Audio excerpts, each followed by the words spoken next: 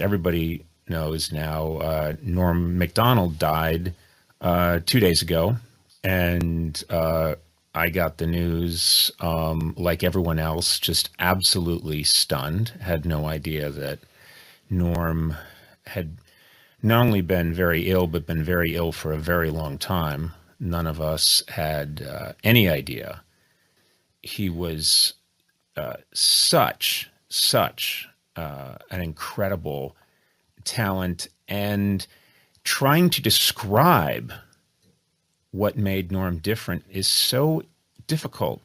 What exactly it was about this guy that was so brilliantly unusual, and is going to be so lasting, and his work is so important. And one of the things that speaks to, I was having a conversation with Jim Downey, and in the wake of Norm's death, and Jim Downey, and I was trying to get to what is it that made Norm so different, and he reminded me. He said, on Weekend Update, we would do there's a dress rehearsal, which I know because I worked at Saturday Night Live.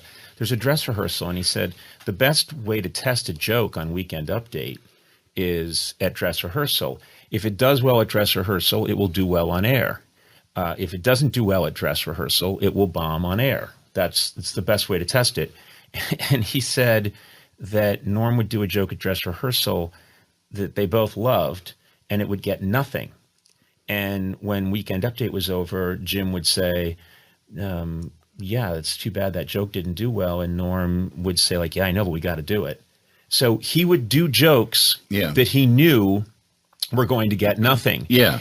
If he thought the joke was worthwhile, he didn't give a shit. Mm-hmm. Now, that is very uncommon. That is very... Well, he never pandered. He didn't pander at all. And that takes... that's what made me think about the line you said so many years ago, Andy. Like, it almost terrifies me, his fearlessness, because it was the thing he did so many times on our show, which I thought was absolutely outrageous, was he would launch into these long stories that you quickly realized were farmers' daughter jokes, or shaggy dog stories, just absolute horseshit, horseshit stories. And he would go on and on and on. And I'm so happy that the moth joke has been getting circulated so much from our Tonight Show, because it is completely outrageous what he's doing. It is, it's the Tonight Show, and he is telling this very long story, and he's taking all the time in the world. And I love it just because even though I was there, I'm delighted every time I see it. Yeah. I every time I see it, I'm delighted with it, because what he's doing breaks every rule. But one of my favorite Norm jokes of all time was an OJ joke. And the picture comes up, and it's that picture of Johnny Cochran at the trial, and OJ is seated next to him, and Johnny Cochran's holding up the knit cap that was found at the scene. And forgive my bad Norm impression, but it was kind of like something along the lines of, rough, difficult time today in the O.J. Simpson trial. Johnny Cochran introduced the knit hat that was found at the scene of the murders, and he held it aloft and showed the jury the hat that had been found. Things got off the rails a little bit when O.J. Simpson interrupted him and said, "Hey, careful with that. That's my lucky stabbing cap."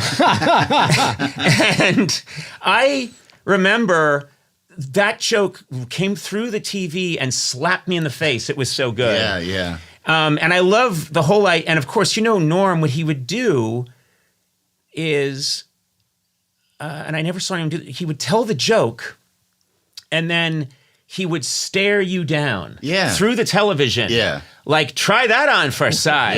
Yeah. Something no one else could get away with. Yeah, and you would look like such an asshole Yeah. if anybody else did that. But, hey, that's my lucky stabbing cap. Yeah. And then you can just see his eyes on fire and that grin, and he's going to hold it there, and he knows he's going to lose his job. Yeah. He's going to lose his job over this. Funniest guy to ever be on that show, and he's going to lose his job. Andy, you said something once, which was, and I always remembered it. It was after a Norm segment, and Norm had annihilated. He had done really well, as he always did. And you said to me, that guy doesn't care in a way that frightens me. And what you meant was, he had this seeming like indifference about whether the crowd liked it or not. He was going to do what he was going to do, and he was so ballsy that you found it kind of scary, and I knew exactly what you were talking about. It was always a high wire act, and one of the things I remember most about Norm is I would start laughing the minute he came out of the curtain. So I'd say, ladies and gentlemen, Norm Macdonald, and he would come out, and he had this look in his eye, this glint in his eye, and I was laughing before he said anything. Yeah. And I will attest, and you will back me up on this. Both of you can back me up on this. I always wanted to be a host who helped the guest as much as I could. It's called host. Yeah. Well, but what I would do is, sometimes I'd be hearing something that wasn't that funny, but I learned, how to be a generous laugher for people if it would help. Right.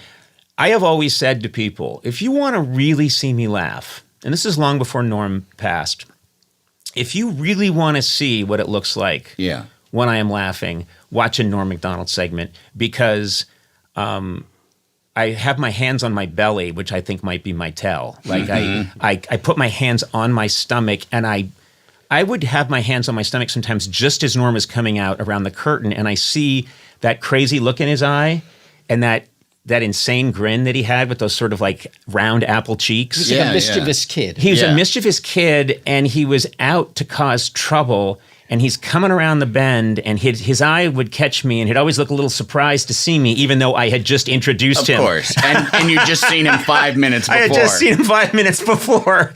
But oh my God. And I think there was this, people get, cynical about show business, and rightfully they think, well, it's all set up or it's all been contrived. And sometimes it has been. But with that guy, when you look at any of these clips, you're watching us be just as stunned as the audience is, because we don't know. Yeah. We don't know what's going to happen. Yeah. The number one fan request, I think this podcast now is only 3 years old. The number one request for a guest, by far ahead of everyone, Norm Macdonald. Yeah. And we tried for a long time to get Norm to come on the podcast, and couldn't get him to come on. And I, started to get into my head about it and think, well, is something wrong? Is he upset with us? And it's only now that I'm realizing that he was ill. It was hard to book him on the show, It became... Paula Davis has said that, we try constantly, and he just wasn't doing anything. Yeah, we were all scratching our heads. We were all wondering where he is. And I know that fans were thinking, well, where is he? And we were as confused as anybody. And of course, now, sadly, we know how much difficulty he was having. And how long and how very sick, how long he's been sick and how very sick he was. But I wish, it's a common wish for people, but I wish he had been able to read the stuff that's being written about him. I wish he knew how beloved he is, and also how in awe comedians are of what he did and what he meant, and how you know, how important he was to the people who are probably the most important people in the world to him. Yeah. You know, and he, you know, I wish he knew that. And, and that's the one regret you know, he kept his illness a complete secret from everybody. And that was his choice, and I respect that choice. See how it's done. But selfishly, for me, I wish I had the chance, and I wish a lot of us wish we had the chance to go in and tell him, you were a singular artist, and you've really made a huge difference. And I mean, if nothing else, I don't know of anybody that could make me laugh like that.